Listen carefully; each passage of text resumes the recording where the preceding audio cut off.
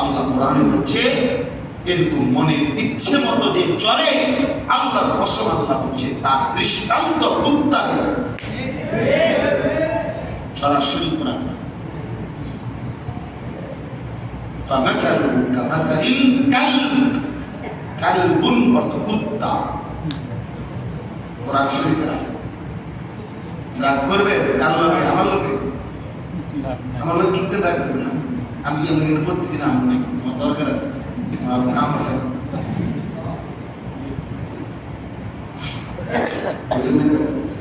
আপনার বাড়ির বাচ্চাইতেন কিনতে দরকার কি?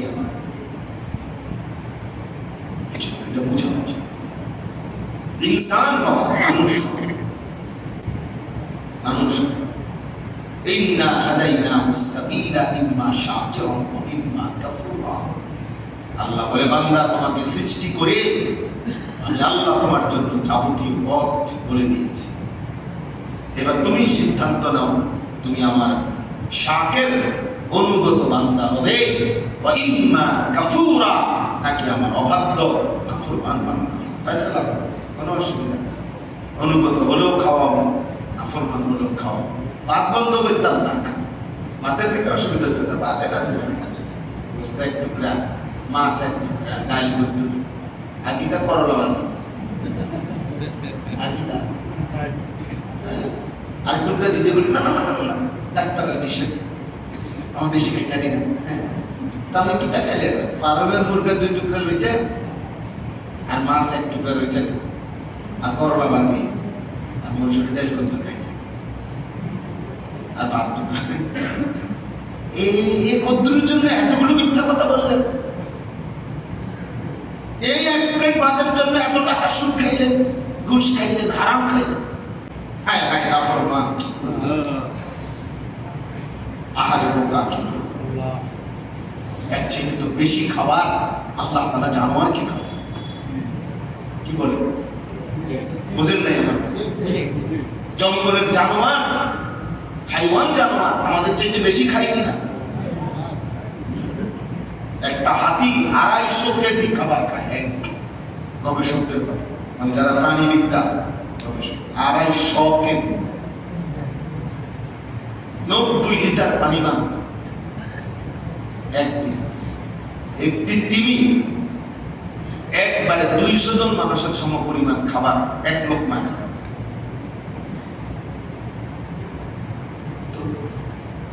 একটা জঙ্গলের বাঘ, সিংহ, আঙ্গাস খায় কয় বেলা?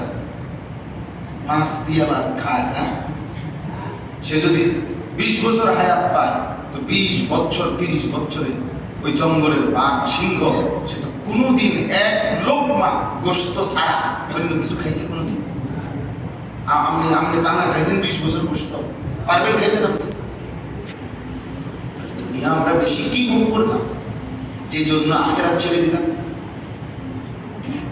বলো।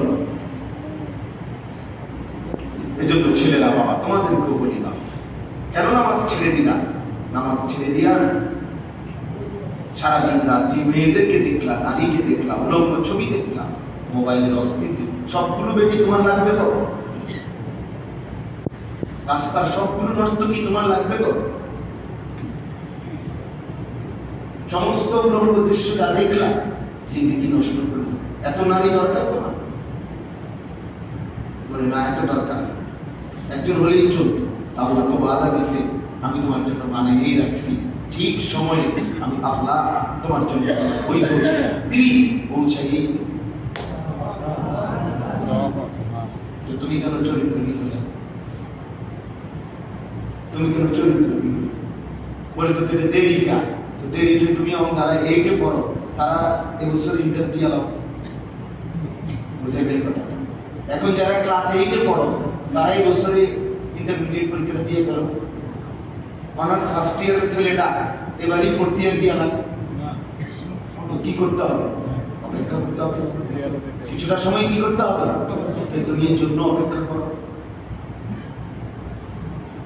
এই সমাজের চারদিকে যেহেতু বিবাহ শাদী হচ্ছে, আল্লাহ তাআলা এই সম্পর্ক কায়েম রাখছে তোমার জন্য মিলবে। এটা সহজ বিষয়, একদম একটা জেনারেল বিষয়, সাধারণ বিষয়। এর জন্যই এই নিজের আখলাক, নিজের চরিত্র, নিজের চেহারা, নিজের সুরত, নিজের উত্তর মতো জিন্দিগি বানানো। মাথা সারা দিন সারা রাত মোবাইলে চলে, এবং এমন অসংখ্য অসভ্য জানোয়ার আছে যে জানোয়ার 24 ঘন্টা তার জিন্দিগি একটা নারী চোখ, অশ্লীল দৃশ্য, মোবাইলের অসভ্য।